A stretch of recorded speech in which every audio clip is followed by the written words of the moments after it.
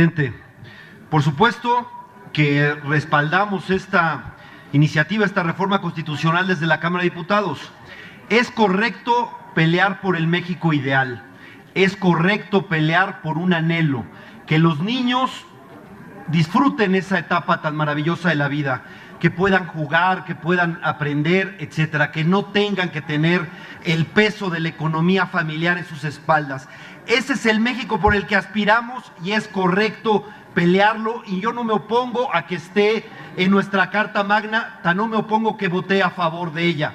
Pero también nos tenemos que preguntar qué pasa con los niños reales, que su situación, su marginación y su pobreza los lleva a trabajar y a jugar un papel fundamental en la economía de sus familias. Estamos peleando por los niños ideales, pero ¿qué pasa con esos niños de carne y hueso que están trabajando y que los encontramos en todas las ciudades de todas las entidades del país? Aquí mismo, si salimos, les puedo asegurar que a 1 o 2 cuadras vamos a encontrar a niños que trabajan, como sucedería, insisto, en cualquier ciudad, en cualquier lugar del país. ¿Qué pasa con ellos? ¿Cómo nos preocupamos por ellos? Porque parte del derecho o fundamental es que a los más desprotegidos, a los que están en una situación más desfavorable, sea precisamente a los que se les compensa. Pero un niño que trabaja, porque la terca realidad lo lleva a trabajar, y no lo va a dejar de hacer, ¿qué pasa con él? ¿Cuáles son sus derechos? No tiene ningún derecho. Y entonces llamo a esto, por supuesto, estoy celebrando la promulgación, la declaratoria de constitucionalidad, pero pensemos qué podemos hacer para, sin renunciar al México ideal, a este México donde queremos que los niños no trabajen, qué podemos hacer para que esos niños de carne y hueso que hoy están trabajando y que seguirán trabajando no estén totalmente en la desprotección. No pueden ir a la Junta de Conciliación y Arbitraje, no pueden tener nada, no tienen ningún derecho, y casi a esos que la situación económica los lleva ahí, no tienen un solo derecho y están en una situación totalmente desfavorable, incluso propicio para la explotación económica, insisto, por la falta de derechos. Esto, por supuesto, es un avance de lo que queremos, pero no es nuevo. En la misma Constitución de 1917 ya venía la prohibición del trabajo infantil. Ahí se marcó a los 12 años, y de los 12 a los 16 años la jornada de 6 horas.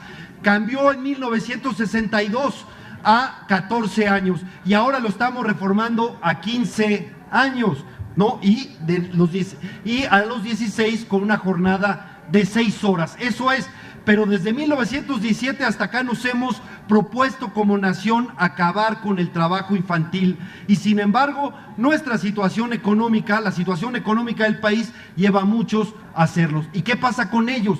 Es simplemente la preocupación que quiero compartir, porque insisto, peleemos por el ideal, está bien que establezcamos nuestro anhelo, pero ¿por qué no vemos una forma para que no estén totalmente desprotegidos y en la indefensión esos niños que, independientemente de la ley, seguirán trabajando? Porque además, ¿qué vamos a hacer?